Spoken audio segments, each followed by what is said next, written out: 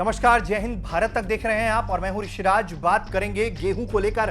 भारत सरकार ने एक बार फिर एक बड़ा फैसला ले लिया है और उस फैसले की पूरी जानकारी है भारत तक के पास। तो सिलसिलेवार तरीके से बताते हैं आपको कि क्या है भारत सरकार का गेहूं पर एक और बड़ा फैसला।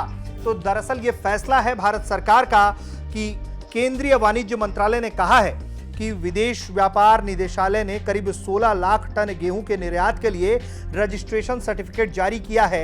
यह सर्टिफिकेट सिर्फ उन्हीं निर्यातकों को दिया गया है जिनके पास लेटर ऑफ क्रेडिट है। भारत सरकार ने 13 मई को ही गेहूं के निर्यात पर प्रतिबंध लगा दिया था।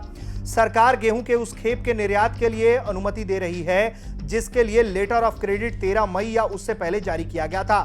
सरकार ने देश में बढ़ी अनाज की कीमतों पर काबू पाने के लिए ही गेहूं के निर्यात पर प्रतिबंध लगाया था। रूस और यूक्रेन युद्ध के बीच ग्लोबल मार्केट में गेहूं की सप्लाई चेन जो है वो बहुत बुरी तरीके से प्रभावित हुई।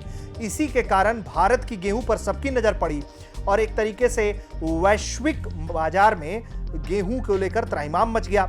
रूस और यूक्रेन मिलकर जो है वो वैश्विक गेहूं आपूर्ति का लगभग 1/4 हिस्सा पूरा करते हैं।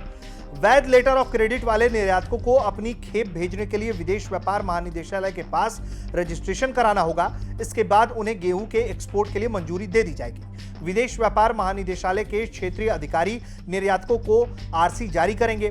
पीटीआई की रिपोर्ट कहती है कि अधिकारी ने कहा है कि अब तक 16 लाख टन गेहूं के निर्यात के लिए आरसी जारी किया जा चुका है।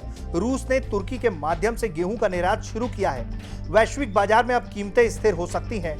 अन्य देशों की तुलना में भारतीय गेहूं की बेहतर मांग के कारण 2021-22 में भारत ने 70 लाख टन गेहूं का निर्यात किया था। इसकी कीमत करीब 2.05 बिलियन अमेरिकी डॉलर थी। पिछले वित्त वर्ष में कुल गेहूं निर्यात में से लगभग 50% शिपमेंट बांग्लादेश को भेजा गया। 2020-21 में भारतीय गेहूं का सबसे अधिक आयात करने वाले देश की बात करें तो बांग्लादेश, नेपाल, संयुक्त अरब अमीरात, श्रीलंका, यमन और अफगानिस्तान जैसे देश शामिल थे। भारत दुनिया का दूसरा सबसे बड़ा गेहूं उत्पादक देश है।